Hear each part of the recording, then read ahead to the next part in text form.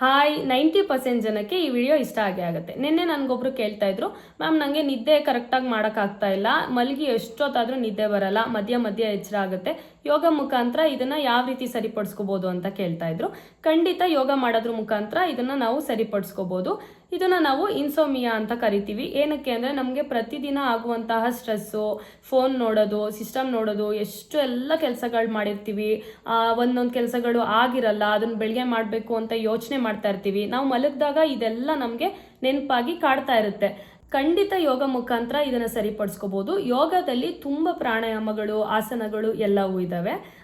ನೀವು ಪ್ರಾಣಾಯಾಮ ಮಾಡಬೇಕು ಅಂದರೆ ಅಯ್ಯೋ ಕೂತು ಮಾಡಬೇಕಾ, ಅದು ಎಷ್ಟೊತ್ತಾಗುತ್ತೆ, ಅದು ಎಷ್ಟೊತ್ತು ಮಾಡಬೇಕು ಅನ್ನೋ ಹಿಂಸೆ ಇರುತ್ತೆ. ನಿದ್ದೆ ಮಾಡಬೇಕು ಅಂತ ನಿಮ್ಗೆ ಅನಿಸ್ತಾ ಇರುತ್ತೆ, ಆದರೆ ನಿದ್ದೆ ಮಾಡೋಕ್ಕಾಗ್ತಾ ಇರಲ್ಲ. ಅದಕ್ಕೆ ನೀವು ಪ್ರಾಣಾಯಾಮನೂ ಮಾಡೋಕ್ಕಾಗಲ್ಲ.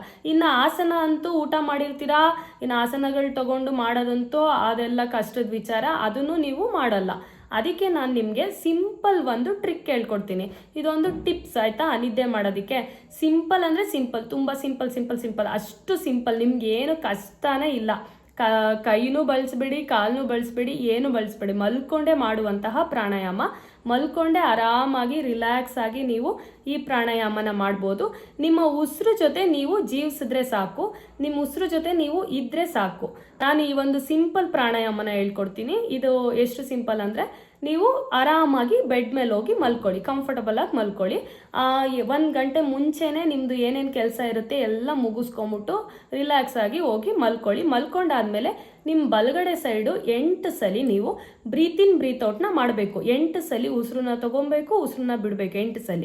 ಮತ್ತೆ ನಿಮ್ದು ಎಡಗಡೆ ಸೈಡಿಗೆ ತಿರುಗಬೇಕು. ಎಡಗಡೆ ಸೈಡಿಗೆ ತಿರುಗಿ 16 ಸಲ, ಇದ್ರ 2 ಪಟ್ಟು 16 ಸಲ ಬ್ರೀತ್ ಇನ್ ಬ್ರೀತ್ ಔಟ್ ಮಾಡಬೇಕು. ಉಸಿರು ತಗೊಳ್ಳೋದು, ಉಸಿರು ಬಿಡೋದು 16 ಸಲ ಮಾಡಬೇಕು. ಮತ್ತೆ ಆರಾಮಾಗಿ ಶವಾಸನದಲ್ಲಿ ಮಲ್ಕೊಬೇಕು. 2 ಸಲ ಆದಮೇಲೆ ಆರಾಮಾಗಿ ರಿಲ್ಯಾಕ್ಸ್ ಆಗಿ ಮಲ್ಕೊಂಡು 32 ಸಲ ನೀವು ಪ್ರಾಣಾಯಾಮನ ಮಾಡಬೇಕು. ಅಂದರೆ 32 ಸಲ ಉಸಿರು ತಗೊಳ್ಳೋದು, ಉಸಿರು ಬಿಡೋದು, 32 ಸಲ ಈ ರೀತಿ ಮಾಡಬೇಕು. ಇದೇ ಥರ 3 ಸ್ಟೆಪ್, ಒಂದು 8 ಸಲ, ಇನ್ನೊಂದು 16 ಸಲ, ಇನ್ನೊಂದು 32 ಸಲ. ಹೀಗೆ ಮಾಡ್ತಾ ಮಾಡ್ತಾ ಮತ್ತೆ ನಿಮ್ಮ ಮನಸ್ಸಲ್ಲಿ ಮಾಡಬೇಕಾದ್ರೆ 1 2 ಅನ್ನೋದನ್ನ ಕೌಂಟ್ ಮಾಡ್ಕೊ, 1 2 3 4 5 ಅದನ್ನು ಕೌಂಟ್ ಮಾಡ್ಕೊತ ಹೋಗ್ಬೇಕು. ನೀವು ಕೇಳೇ ಇರ್ತೀರಾ, ತುಂಬ ಜನ ಹೇಳಿರ್ತಾರೆ ನಿಮಗೆ ನಿದ್ದೆ ಬರ್ತಿಲ್ಲ ಅಂತ ಅಂದರೆ ನಂಬರ್ ಕೌಂಟ್ ಮಾಡು, ಇಲ್ಲ ಮಗ್ಗಿ ಇದು ಮಾಡು, ಉಲ್ಟಾ ಕೌಂಟ್ ಮಾಡು ಅಂತ ಏನೇನೋ ಹೇಳಿರ್ತಾರೆ. ಖಂಡಿತ ಅವೆಲ್ಲ ವರ್ಕ್ ಆಗ್ತವೆ ಕರೆಕ್ಟಾಗಿ ಮಾಡಿದ್ರೆ.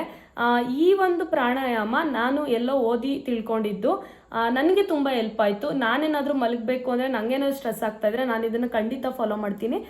ನಾನು ಎಷ್ಟು ಸಲ ಅಂದರೆ ಯಾವತ್ತು ಇದನ್ನು ಮಾಡಿ ಮಲಗಿದ್ದೀನೋ ಯಾವತ್ತೂ ನಾನು ಮಧ್ಯರಾತ್ರಿ ಏನಕ್ಕೂ ಎಚ್ಚರ ಆಗಿಲ್ಲ. ನನಗೆ 8 ಅವರ್ಸ್ ಏನು ನಿದ್ದೆ ಬೇಕೋ ಅಷ್ಟು ನಿದ್ದೆ ಆದಮೇಲೆ ನಾನು ಎಚ್ಚರ ಆಗಿರೋದು. ನಿಮಗೂ ಬೇಕು ಅಂತ ಅಂದರೆ ನೀವು ಇದನ್ನು ಫಾಲೋ ಮಾಡಿ. ಮತ್ತು ನಿಮಗೆ ಯಾವ ಥರ ಪ್ರಾಬ್ಲಮ್ಸ್ ಇದೆ ಅಥವಾ ಯಾವ ಥರ ಟಿಪ್ಸ್ ಬೇಕು ಅನ್ನೋದನ್ನು ಕಾಮೆಂಟಲ್ಲಿ ಹಾಕಿ. ಮತ್ತು ಈ ಒಂದು ವಿಡಿಯೋ ಬಗ್ಗೆ ಮತ್ತು ಈ ವಿಷಯದ ಬಗ್ಗೆ ನಿಮ್ಗೆ ಏನು ಅನಿಸ್ತು, ನಿಮಗೂ ವರ್ಕ್ ಆಯ್ತಾ ಅನ್ನೋದನ್ನು ಕಾಮೆಂಟಲ್ಲಿ ಹಾಕಿ. ಮತ್ತು ನೀವು ಮಾಡಾದ್ಮೇಲೆ ಅರ್ಧ ಗಂಟೆ ಫೋನ್ ನೋಡಿಕೊಂಡು ಅಥವಾ ಏನೇನೋ ಓಡಾಡಿಕೊಂಡು ಟೈಮ್ ಪಾಸ್ ಮಾಡ್ಕೊಂಡೆಲ್ಲ ಮಾಡಿಬಿಟ್ಟು ಆಮೇಲೆ ನನಗೆ ವರ್ಕ್ ಆಗಲಿಲ್ಲ, ನನಗೆ ಇದು ಬರಲಿಲ್ಲ ಅಂತೆಲ್ಲ ಅಂದರೆ ಅದಕ್ಕೆ ನಾನೇನು ಮಾಡೋಕ್ಕಾಗಲ್ಲ. ನೀವು ಕರೆಕ್ಟಾಗಿ ಫಾಲೋ ಮಾಡಿದ್ರೆ ಪಕ್ಕಾ ಇದು ವರ್ಕ್ ಆಗುತ್ತೆ. ಈ ವಿಡಿಯೋ ಇಷ್ಟ ಆಗಿದ್ರೆ ದಯವಿಟ್ಟು ಲೈಕ್ ಮಾಡಿ, ಮತ್ತು ಹೆಚ್ಚಿನ ವಿಡಿಯೋಗೆ ನಮ್ಮ ಚಾನಲ್ನ ಸಬ್ಸ್ಕ್ರೈಬ್ ಮಾಡಿ. Thank you.